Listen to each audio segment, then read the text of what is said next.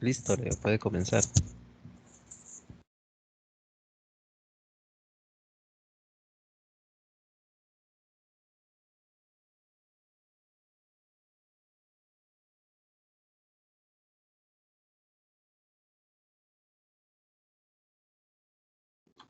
Hola,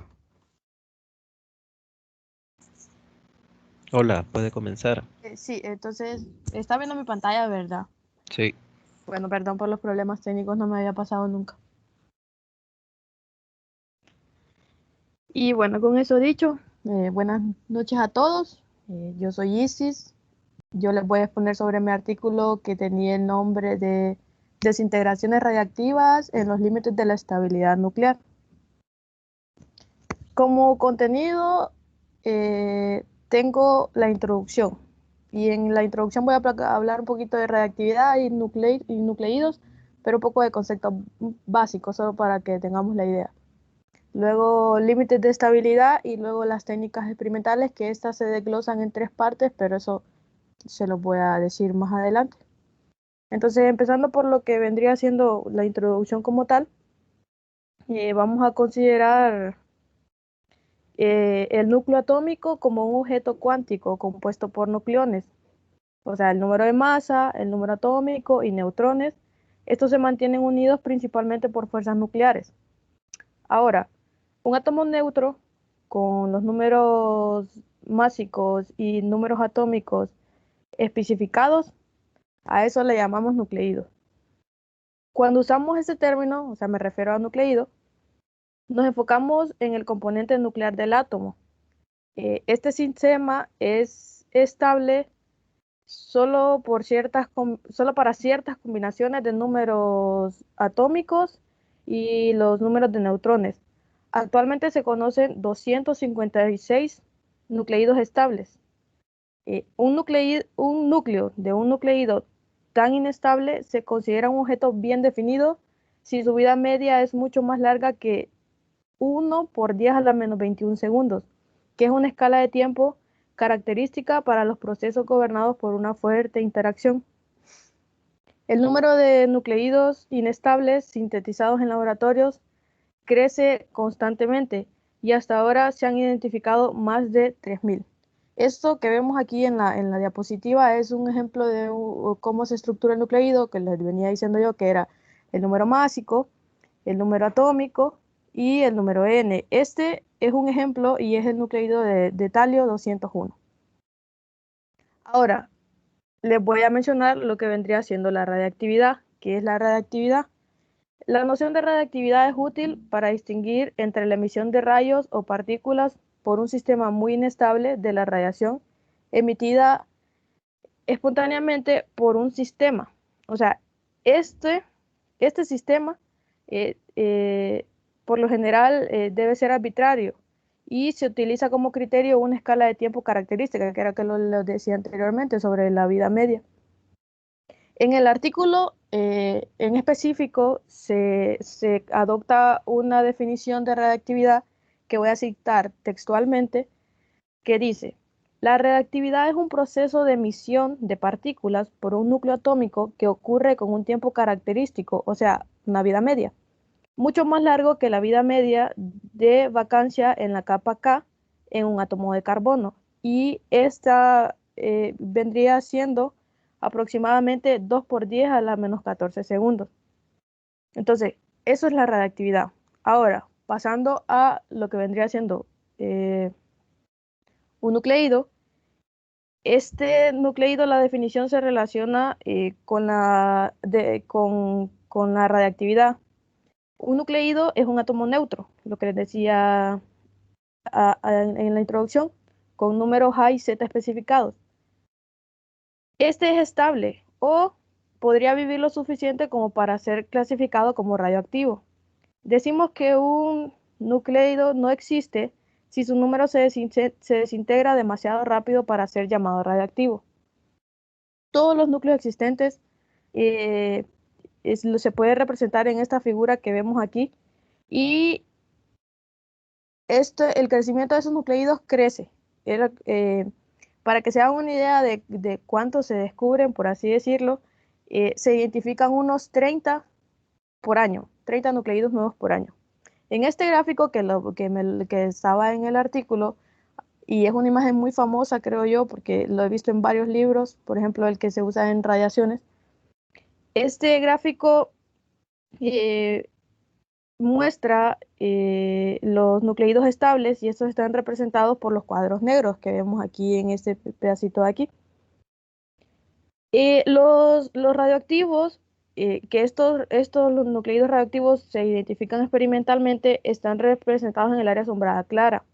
Los nucleídos que se predice que tienen energía de separación de nucleones positivos según el modelo de masa, que es uno por sus siglas en inglés FRDM, este fue creado por Müller, Nix y Kratz, pero estos no se han observado, se muestran mediante el área sombrada oscura.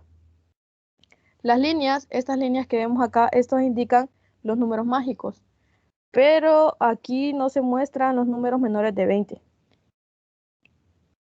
Ahora, ya teniendo una breve introducción de lo que vendría siendo la radioactividad y los nucleídos, vamos a empezar a hablar sobre ya lo que vendría siendo en materia del artículo como tal, que es esto de límites de estabilidad, por así decirlo, es como la teoría. En esta teoría se basan para luego hacer lo de las técnicas experimentales. Entonces, los límites de estabilidad del mundo nuclear están determinados por las energías de enlace. Los límites relevantes para que se usaron en este artículo se caracterizan por las líneas de goteo.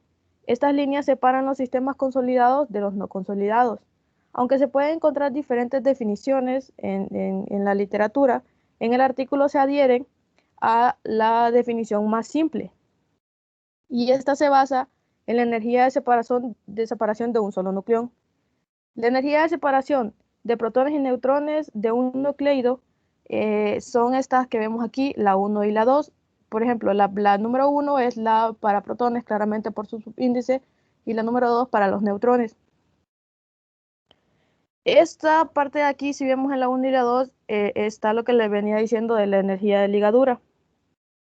Y esta energía de ligadura la relacionan con la masa, que es lo de la fórmula 3.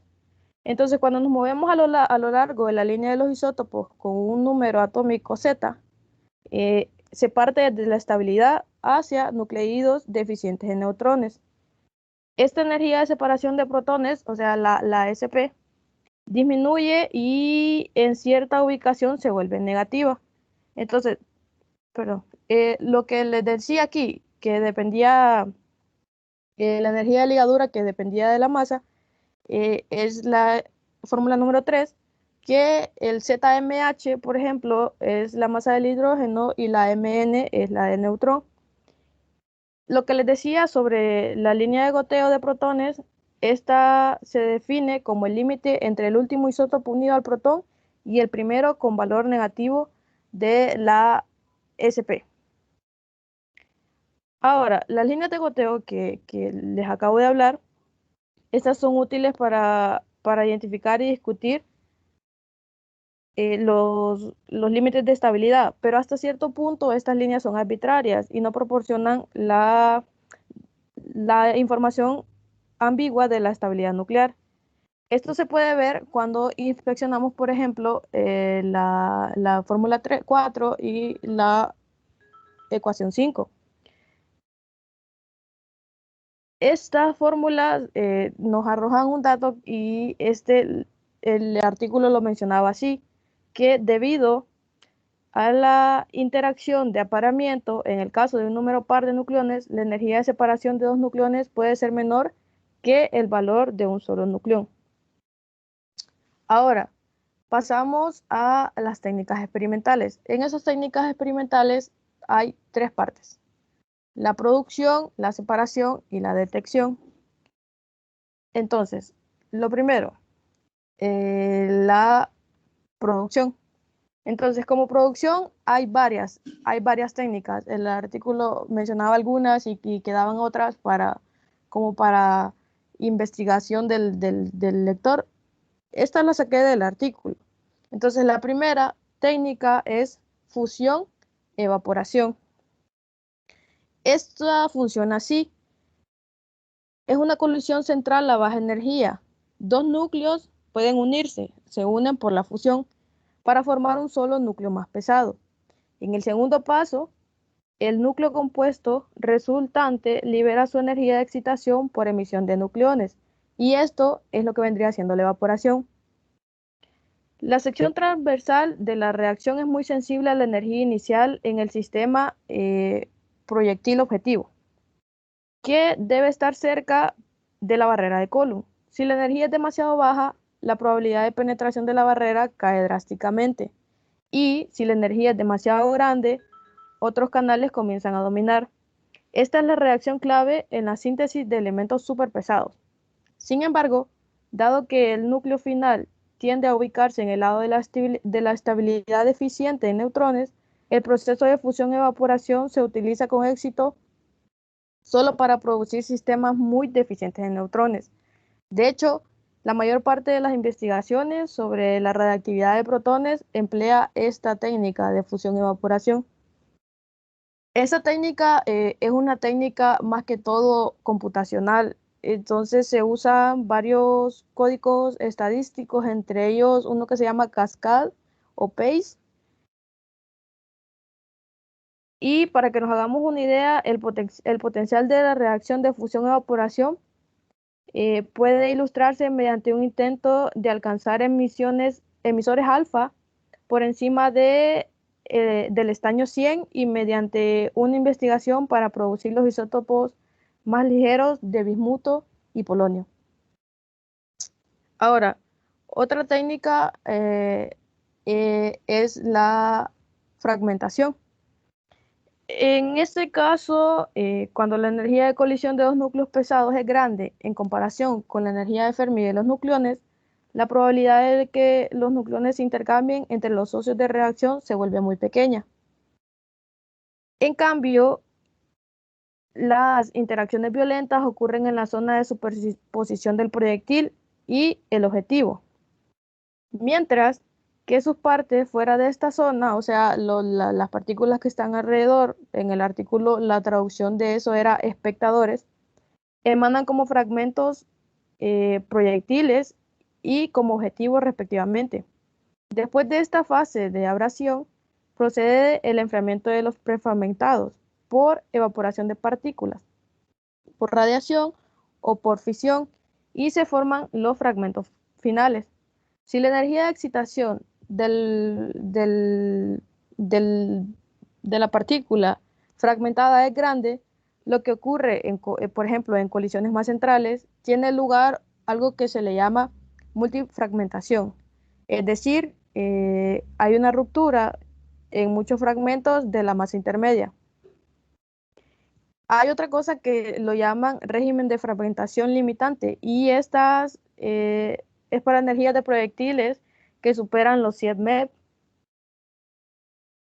por nucleón. En esta fragmentación se observa un rasgo característico de que la sección transversal total de la reacción depende débilmente de la energía del proyectil y puede aproximarse mediante una fórmula geométrica que es esta 6, donde, por ejemplo, el A sub T y el A sub P es el número másico y el número, ambos son los números máxicos, uno del proyectil y otro del objetivo. La T, por ejemplo, es target, entonces ese es el objetivo. Ahora, el R sub 0 es un parámetro de radio y este es de 1.1 femtómetro. La letra A minúscula, ahí es un coeficiente asimétrico de masa y es una constante que le asignan el valor de 1.85. El último término ahí, C, ese es un parámetro de corrección y este es aproximadamente 2. En el contexto actual, la fragmentación del proyectil juega un papel especial. ¿Por qué? Porque este se usa cuando los iones de proyectiles de alta energía chocan con los núcleos objetivos. Los fragmentos similares a proyectiles que sobreviven a la fase de abrasión continúan moviéndose casi sin cambios de velocidad. Así, estos núcleos inestables resultantes forman un haz secundario que puede ser transportado y filtrado por medio de dispositivos ópticos de iones.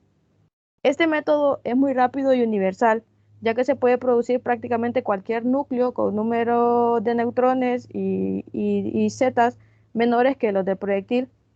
Esta característica en especial hace que la fragmentación, una de las reacciones claves para la instalación de haces radioactivos. Ahora, la última que mencionaba ahí el artículo es la fisión. En esta fisión, lo que pasa es que hay unos núcleos más estables pesados y estos son ricos en neutrones que los más ligeros. El proceso de fisión de un núcleo pesado es una fuente de núcleos de masa media que es rica en neutrones. Además, la fisión es uno de los canales más importantes de desintegración de los núcleos pesados excitados. Entonces, por eso juega un papel como fuente directa de núcleos exóticos y como un proceso que interfiere con otras reacciones utilizadas para este propósito. Las aplicaciones de fisión para generar núcleos ricos en neutrones difieren de los métodos utilizados para excitar un núcleo fisible y en la gama de energías de excitación y partidas. La fisión espontánea y la fisión inducida por neutrones térmicos está en el extremo de baja excitación. La fisión resultante de la excitación electromagnética, o mejor dicho, fotofisión, también pertenece a esta clase. Los fotones que inducen la fisión pueden producirse directamente.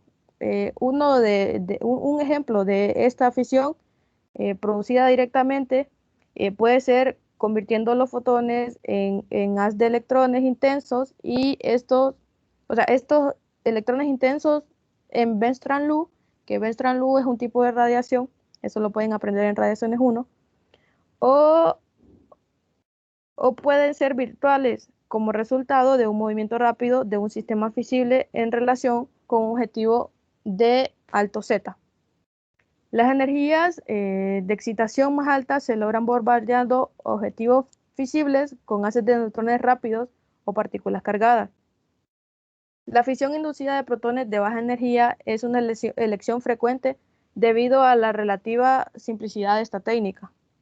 En esta figura que les puse aquí en la diapositiva, aquí se muestra las secciones transversales de producción para haces de plomo 208 y uranio 238. Estos haces inciden a 1 gigaelectronvoltio por nucleón en objetivos de hidrógeno, deuterio y plomo. Aunque estos resultados que proporcionó el artículo aquí en esta gráfica son realmente aceptados, hace mención de que no son los mismos que se observan en los experimentos como tal. Ahora, ya vimos lo que vendría siendo la producción. Ahora, el siguiente paso es la separación, o sea, separarlos. En este sentido, la separación se utiliza para producir los núcleos radiactivos. Siempre se forma un gran número de productos diferentes y es necesario algún método de selección para filtrar estos núcleos. O sea, filtrar los núcleos que queremos estudiar a los que son, por así decirlo, no deseados. Generalmente se pueden clasificar todos los métodos de separación que se utilizan en dos clases distintas. Y este vendría siendo el método InFly y el método ISOL, que estos son siglas en inglés. Entonces la pronunciación sería algo así como ISOL. Entonces, la principal diferencia entre uno y el otro método es el espesor. Pero entonces, para que se hagan una idea mejor, les voy a hablar de los métodos como tal. Entonces, el primer método, el método in-fly o en vuelo. La característica clave de este método es que la energía cinética del producto de reacción es lo suficientemente grande como para escapar del objetivo y de la producción relativamente delgada. Este método in-fly es aplicable a reacciones inducidas por iones pesados, por ejemplo, en la técnica de fusión-evaporación, también en la transferencia de multinucleones y en la fragmentación o fisión de proyectiles en cinemática inversa. Los productos que emergen del objetivo ingresan a un sistema iónico óptico de campos magnéticos y eléctricos donde se separan de los contaminantes no deseados y se entregan a la experimentación final. Por lo general, la sección principal se aplica a la relación masa-sobrecarga de partículas por medio de un campo magnético, que es esta fórmula que les agregué aquí. También se relaciona el momento y de una partícula, esta partícula tiene una carga Q y también la U, que esta vendría siendo la masa atómica. Beta es la velocidad de la partícula y gamma es el factor de Lorentz. Además, en algunos separadores de este método, los campos eléctricos y magnéticos cruzados se utilizan para seleccionar la velocidad de las partículas. A esta parte se le llama filtro de Wien. El método in-flight es rápido, ya que el tiempo típico de vuelo a través de un separador a otro es del orden de 1 microsegundo o menos. Otra característica importante de este método in-flight es la falta de sensibilidad química. En este método se menciona eh, que hacen pruebas con partículas a diferentes energías. Por ejemplo, hay partículas de 10 megaelectronvoltios por nucleón y el espesor donde suelen chocar estas partículas suele ser del orden 1 miligramo por centímetro cuadrado. La energía promedio de esta colisión resulta simplemente de la conservación del impulso en un sistema se le llama ahí compañeros de colisión, entre comillas. Los dispositivos de filtrado se denominan separadores de retroceso. La energía de los productos de retroceso suele ser demasiado pequeña para permitir la identificación de iones en este método in-flight. También, valga decir que si se aumenta la energía y se cambia el régimen de fragmentación de los proyectiles, se tienen que utilizar objetivos más gruesos. Por ejemplo, si se pondría una partícula con 50 MeV por nucleón, los objetivos deben ser de cientos de miligramos por centímetros cuadrados.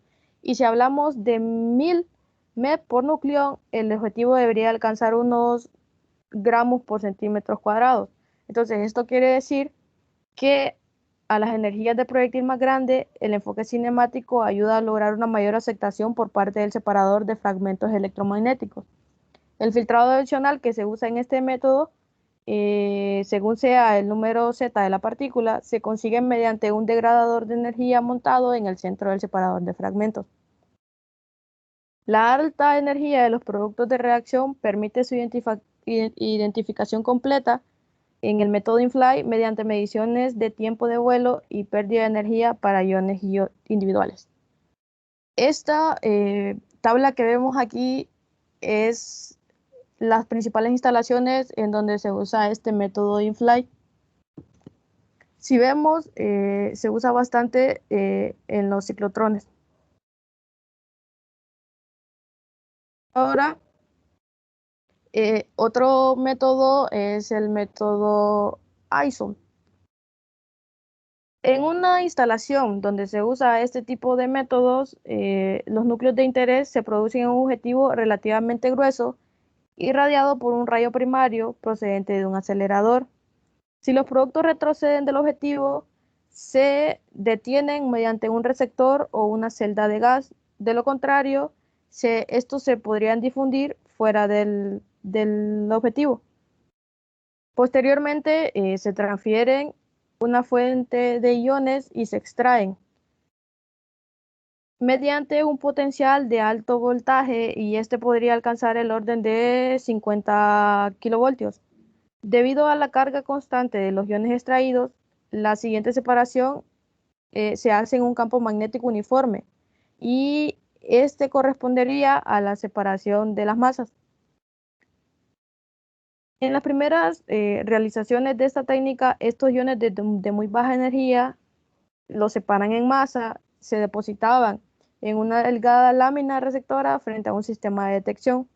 En la variante moderna, los iones separados en masa se posaceleran y se forma un haz de alta calidad que permite una mejor manipulación de los iones e induce reacciones secundarias.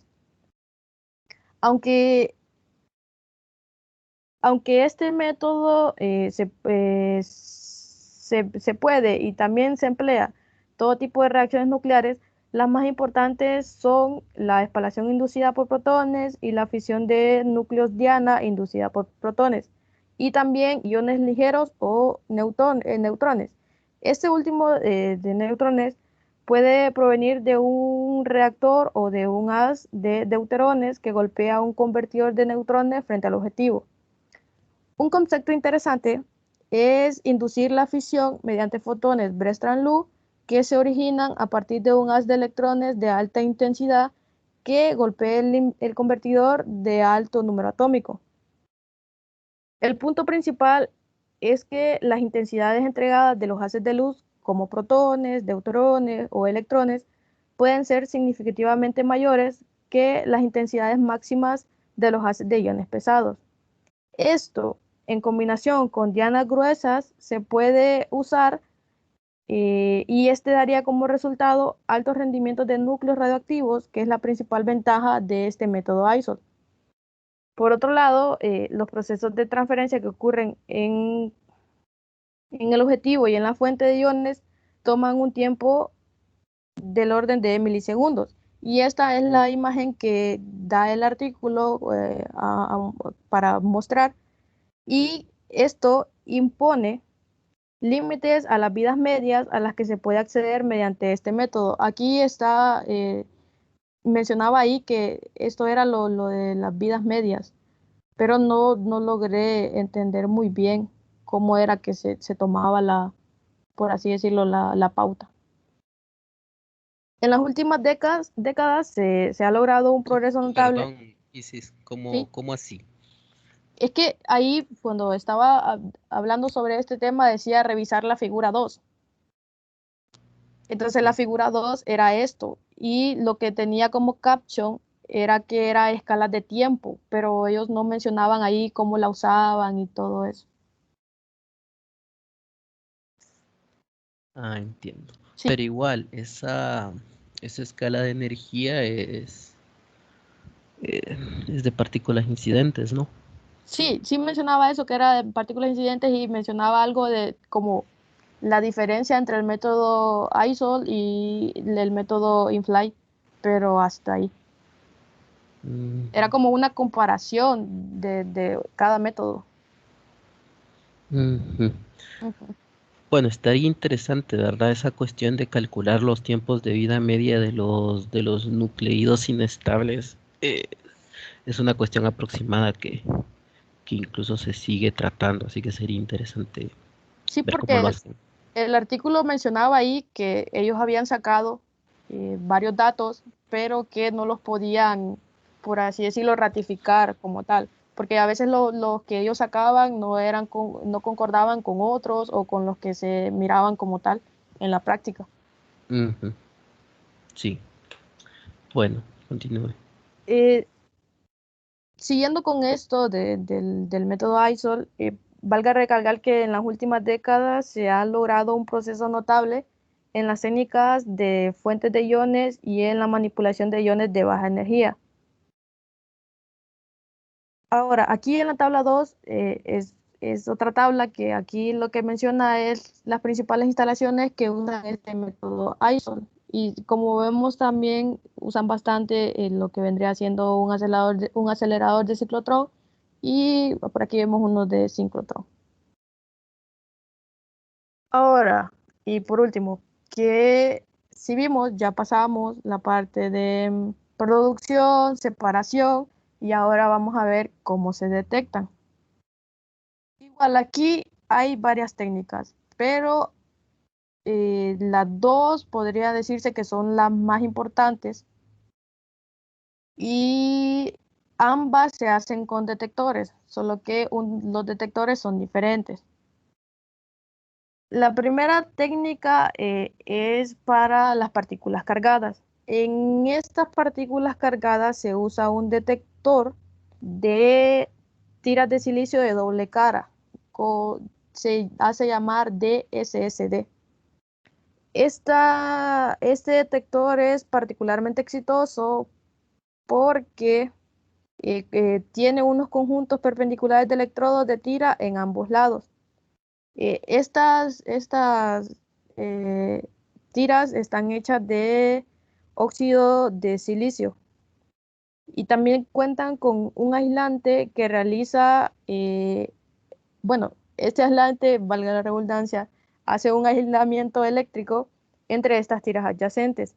Cuando una partícula cargada golpea esta área activa del detector, su respuesta proporciona información sobre la energía depositada y la posición de impacto de la partícula. La respuesta regular del detector corresponde a aquellos eventos en los que solo una tira en la cara de enfrente, podría decirse, y otra tira en el lado reverso producen señales con las mismas amplitudes hasta la propia resolución. O sea, está tirando, tirando, tirando hasta que ya la puede, por así decirlo, imprimir de alguna forma. Estas partículas golpean la región cercana al espacio entre tiras y estas podrían verse afectadas por señales con una amplitud de baja energía.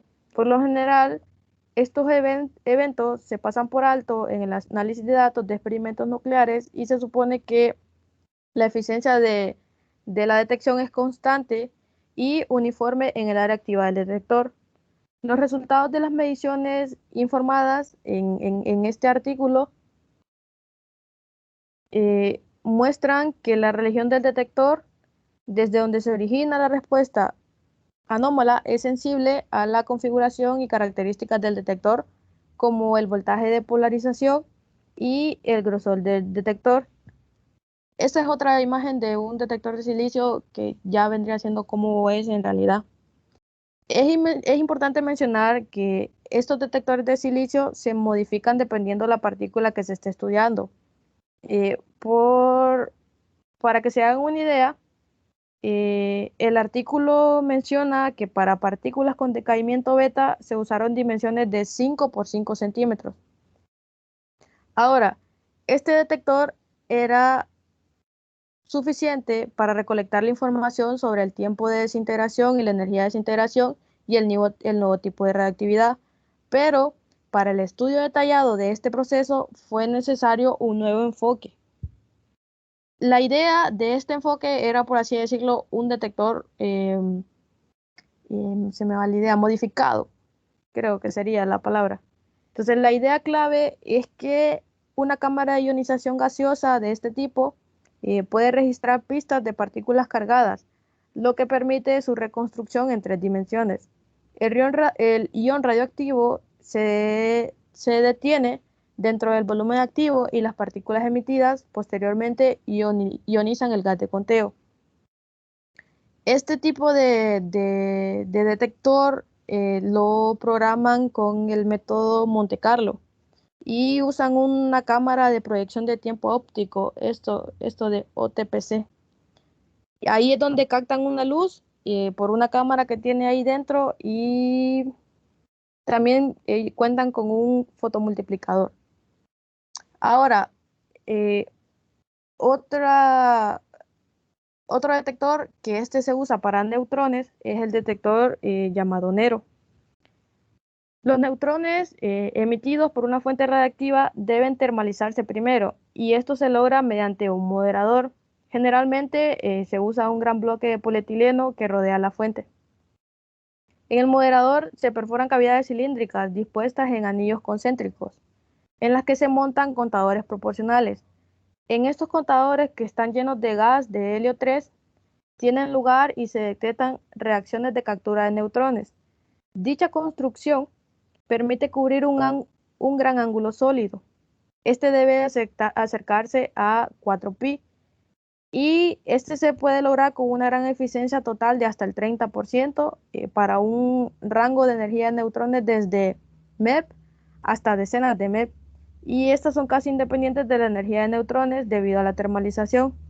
Dado que la información sobre la energía se pierde, dicho detector se utiliza principalmente para contar, lo que lo hace muy adecuado para determinar las relaciones de ramificación para varios canales de emisión de neutrones. El detector que se usa aquí para neutrones lo usan el negro porque este se acerca al 4pi que se quiere llegar. Y este detector cuenta con un conjunto axialmente simétrico de contadores de gas. Estos son proporcionales e incrustados en una matriz moderadora, que es esto que vemos aquí en la figurita ahí. La característica principal de este sistema es un orificio de gran diámetro para permitir la inserción del detector, y estos tienen unos implantes y estos detienen los núcleos que son los que se quieren analizar y permite que ocurra la desintegración de neutrones con retardo beta en el centro del detector. Y entonces eso es lo que proporciona el ángulo sólido de casi 4pi. El diseño para esta publicación incluyó una matriz moderadora de polietileno de 60 centímetros por 60 por 80, siendo más larga a lo largo del eje del haz, o sea, en el recorrido. Este detector que se usó contiene 60 contadores, 16 tubos de helio 3, y estos son dispuestos en 3 anillos concéntricos. Ahora, el anillo interior tiene un radio de 13.6 centímetros y este es el que contiene los 16 tubos de helio. El anillo del medio tiene un radio de 19.2 centímetros y el anillo exterior tiene un radio de 24.8 centímetros. Ahora, este esquema de diseño, a la izquierda tenemos una vista lateral que muestra la cámara de estación de conteo beta ubicada dentro de Nero, y adentro ahí tiene un detector de silicio en la posición central, y en la parte derecha de la imagen es la parte trasera que muestra la cavidad cilíndrica para albergar ahí, le ponen los BCS y los 3 anillos concéntricos de contadores proporcional llenos de gas. Ahora, la etiqueta A, B, C y D es lo que denotan los cuadrantes. Y esa es mi exposición. No hay conclusiones como tal porque el artículo tenía un montón de secciones. Entonces esta era como la primera. Después hablaba de partículas beta y cómo las detectaban y así. No sé si tienen alguna pregunta, comentario, duda. Bueno, sus conclusiones, ¿cuáles serían? Pues si me pregunta a mí, yo había pensado conclusiones, por ejemplo, para aquí en las técnicas de separación. Si vemos, hay una variedad, porque no solo estaba esta separación Infly y la ISOL, entonces habían varias. Entonces, como conclusión, yo podría decir que podemos elegir para, para esta parte la detección que más ¿cómo lo digo? Que más apropiada sea para lo que estemos estudiando. Igual en el área de los detectores. Si vemos, hay varias opciones y todo depende de las partículas. O sea, este es un gran mundo, esto de los nucleídos. Y como decía el artículo, se descubren 30 cada año. Entonces aquí hay para hacer investigaciones. ¿Logró investigar dónde se está trabajando este tipo de cosas? No, aquí mencionaba que, por ejemplo, en la tablita que les mostré aquí, hay varios laboratorios, si se fija. Entonces yo supongo que en todos estos laboratorios se trabaja para detectar este tipo de cosas y se utilizan estos los métodos. Por ejemplo, Estos, si vemos aquí está el ser, es el que yo conozco, los otros no sé. estos son para producción de nuevos isótopos. Así es. Ujú. Ok, bueno, gracias Isis, ahí para los que les interese, pueden buscarlo un poco más. ¿Alguien tiene alguna pregunta?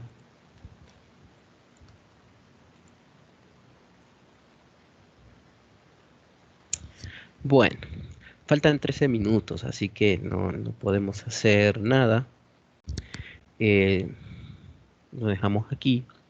Mañana es jueves y continuaríamos con, bueno, con el tema que habíamos comenzado la semana pasada. Tampoco lo vamos a terminar mañana, creo, pero avanzaremos.